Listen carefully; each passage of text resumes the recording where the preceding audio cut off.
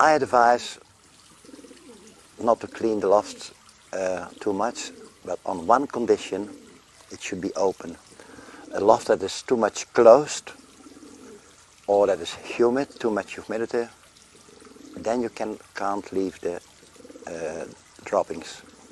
So very good ventilation, much air, and it should be dry in combination with leaving the shit there. That's the best thing to do.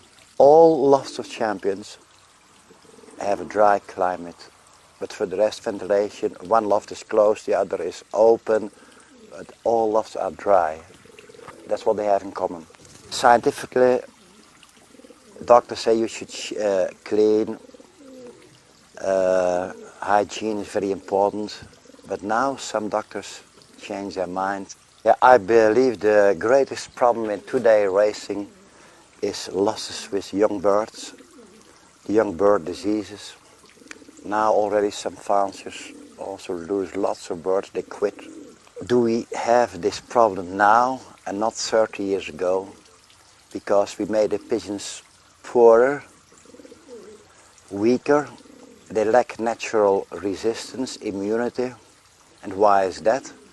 We over-medicated, the loft's too clean, but it's exactly in Germany where people overdo medicating. In no other country in the world do they medicate so much as in Germany, and in no other country in the world do they have so many problems with young birds. In Romania, they don't have the problem of young bird disease, but they don't have the antibiotics. Same in new pigeon countries like Portugal, young bird disease, they never heard about it.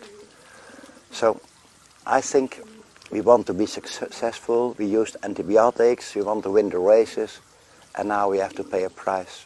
When you have 40 babies and 2 are sick, it's a big mistake to medicate 40 babies. It's the same, I used to be a teacher. When 2 children or students had a headache, I didn't give all my students an aspirin, only the 2. 20 years ago and now, raced from 600 kilometers then, after 1 hour and a half, 1/3 of the bird was home, now 20 minutes. And that's not only because there are better birds, but also better systems. And better health, which is in most cases unnatural health, built up by antibiotics, so we abuse it. Birds are definitely better now than in the past, but also more vulnerable for diseases. But everything has its price. Good pigeon that's motivated, that comes from a happy loft and has the love of home, will beat a super pigeon that has no motivation and comes from an unhappy loft. Pigeon's very territorial. Once a pigeon decides he wants to have that perch, he'll defend it with his life. And this is what a pigeon comes home to, this environment that he lives in.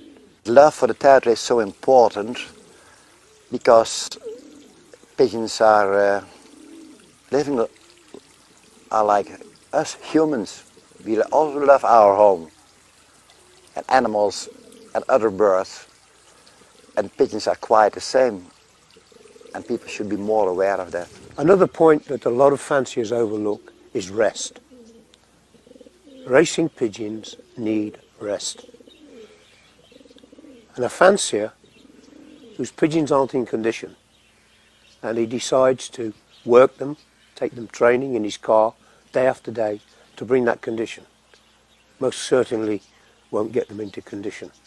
And he'll be one of the easiest people to fly against on the race day.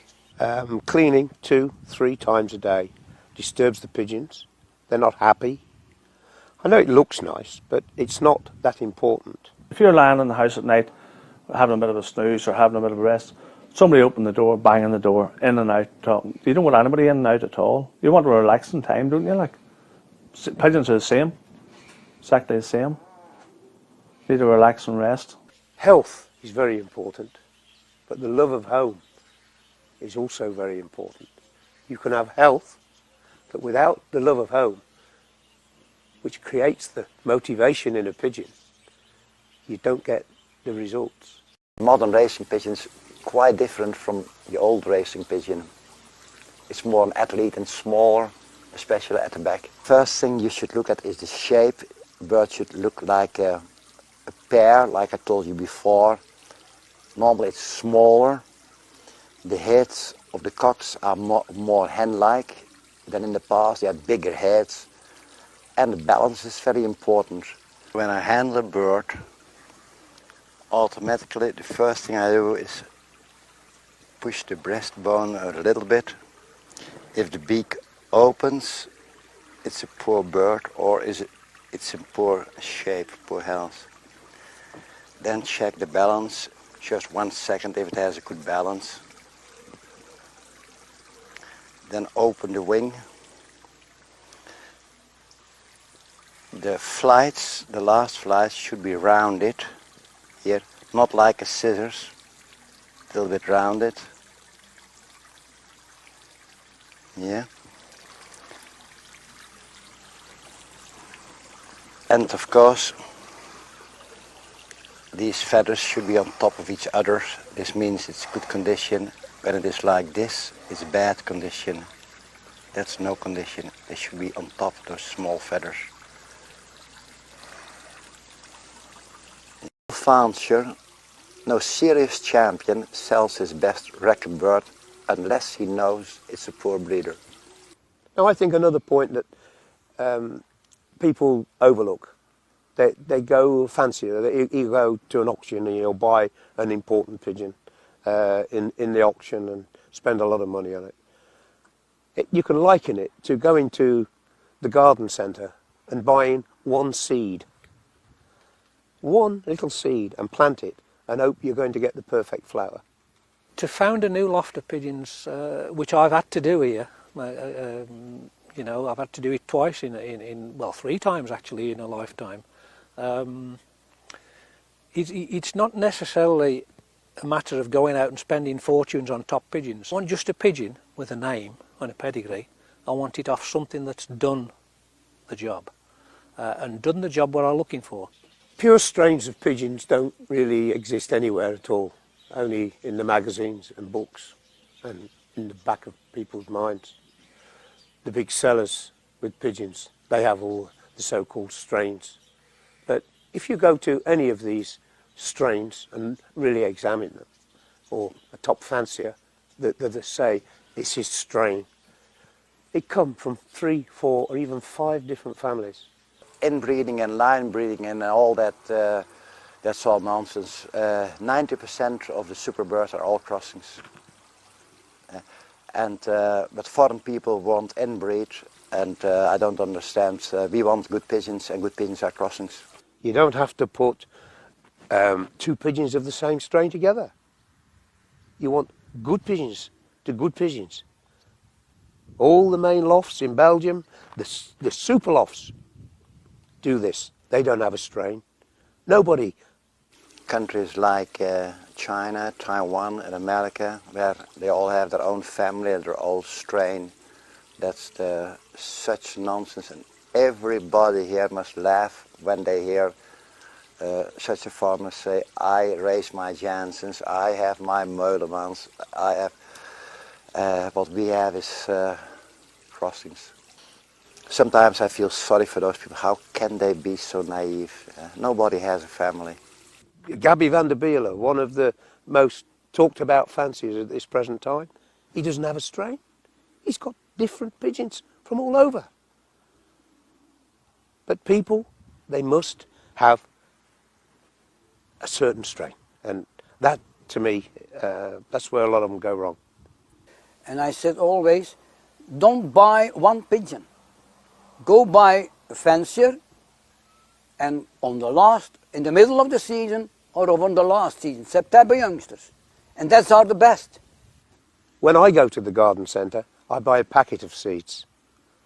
And for me, the best way to improve your loft is to go to a good fancier.